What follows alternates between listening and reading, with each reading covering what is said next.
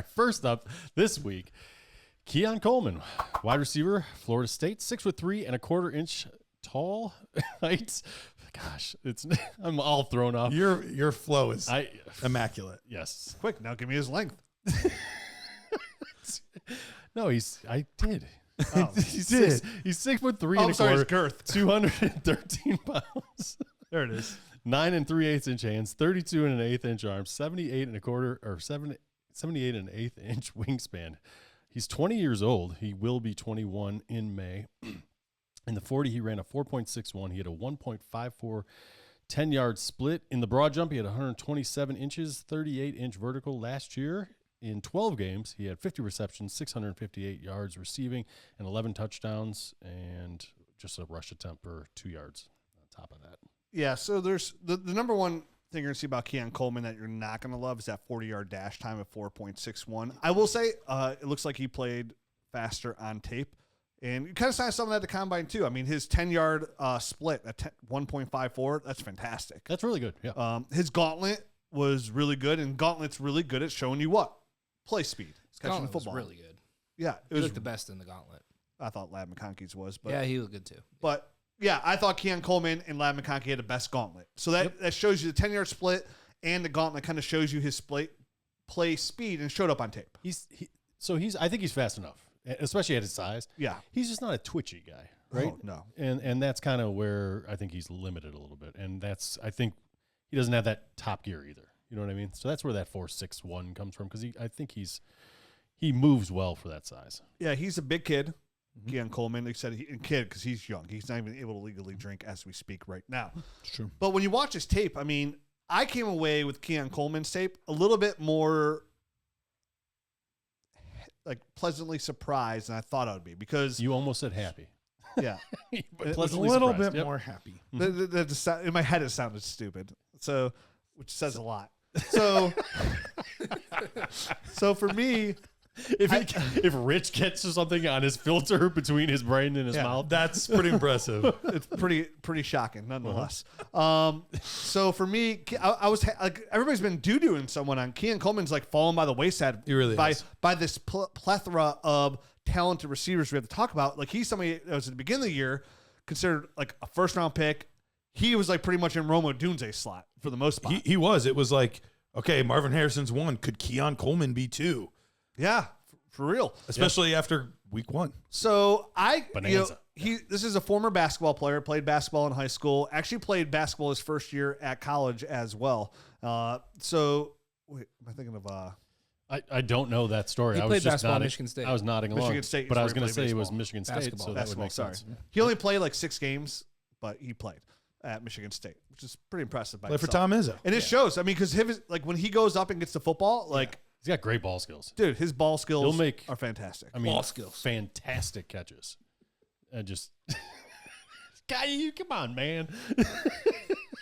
No, we kept doing that on the Talking Dynasty show. All right, Apparently, I really enunciated ball skills. balls. And he hasn't let it go. He was like, He just number started one thing laughing. I look for is ball skills. Ball skills. Well, he has fantastic hands, and he will make highlight reel catches. So Dude, his I would hands to balls is I would imagine that Garret loves his ball skills, but I don't know. yeah. I mean, he goes up and he gets the football right. Like he's always coming down with it. He's able to box out the defensive back extremely well. It doesn't like his frame. The ball out is never outside his frame essentially. Huge so catch radius. for his sure. catch radius is big, and you can just go ahead and toss it up. And I like that he uses like where he's not overly like elusive for the separation there. He uses his hands pretty well at times to force that separation either at on the release and when he gets to the top of his route as well. Yeah. Like, I thought it was pretty impressive there. I like that he actually uses his size pretty well. Where we constantly find these receivers that are this of his caliber size and they don't even use their strength to benefit them. Keon Coleman does he's, that. He's definitely a big physical guy. I think if he works on his routes a bit, I think he's a little bit limited there. Very limited. Yeah. I feel like he only ran 3 routes there. Was it? Let me see. Hold on. Where do I have him here? Go route, Go route, hitch, one of them. and then a screen pass. Screens and curls, yeah. Okay. So screen, curl, Yep. hitch, same thing. Same thing. That's all he ran. That's like Yeah. And so I assume it's more of a Florida State thing is what they really wanted to do there. I'm hoping because I mean he was fine there. he definitely needs to fine tune his route running for sure. I like to see like because of the way like his acceleration's not overly quick. Yeah. So like I just hope that he'll be able to separate at the next level, because the problem is the biggest count on Keon Coleman is he had a hard time separating in college. Hence correct. why of all the jump balls in the first place. That doesn't get easier in the NFL. So the reason Keon Coleman probably has fallen down so much is that's his number one flaw, right? Like being able to get into his like stem, get into his route real quick, and then define separation. Like he has a hard time doing that.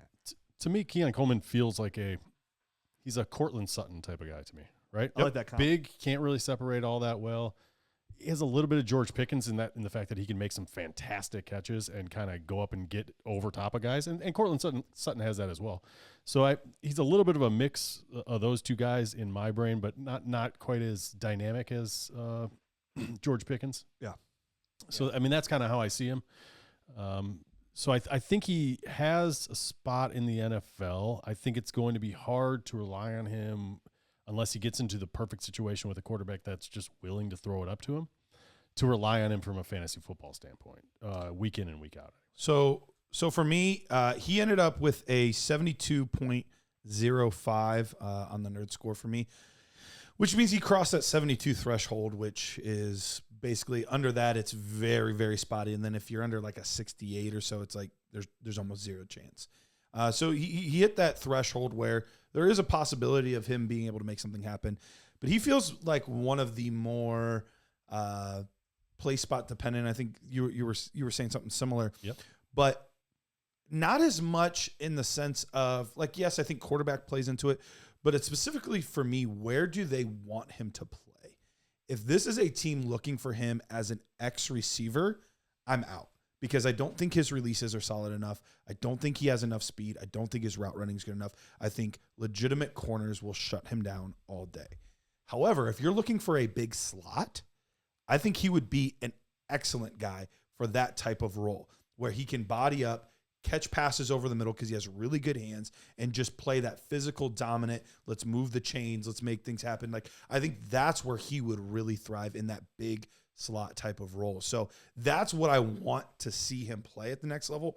But you never know where coaches are drafting these guys for, where they're going to fit. Some guys are just hand in glove. It's a perfect fit. Other guys, it's terrible. So that's going to be a big thing for me. He was also a good candidate to remember why we don't just watch highlights and or a game. Because if you just watch his highlights or just watched his LSU game, like he's going in the Malik Neighbors for us, Adonai Mitchell. Like he's going up there with those guys. LSU, Syracuse were two really good games. Oh my gosh, you were bonkers. But that's why you need to watch several games to see, okay, I'm seeing the good things he can do. Are there deficiencies in this game? And those things showed up a lot more the more tape you watch. And the first game I watched was the LSU game. So you were up here, baby. And then the last game I watched was the Syracuse game. Okay, so you bookended it. Nicely. I bookended it. And in between, like a lot of pros came out in compliment sandwich right there. And dude, honestly, the LSU game, he could have had a much better game. A couple balls were off. A couple balls got bounced. He could have had I think he had over 100 yards, like 6 catches for like 120 or something like that. He had what, 2 touchdowns or 3 touchdowns or something like that? LSU was 9 for 122 and 3 touchdowns. Yeah. So he had a couple nice touchdowns. That was like one of the earlier games in the year, right? I think that was the first game of the year. Thursday night or something. Yeah. And that's why he was such a hot name that first Number week. one. That's the first game I watched. Yep. And then and honestly, like he had 9 for 134. That could have been like easily 11 for 175. Like easily. I was so pumped. I put out a tweet like going into the college football season that he was like my under the radar guy. Yeah. And then week 1, he just freaking goes off. I quote tweeted that really quick. Yeah, you did, as you should. Freezing cold takes. Victory lap, baby. So, all in all, like I did come away more pleasantly happy. Pleasantly happy.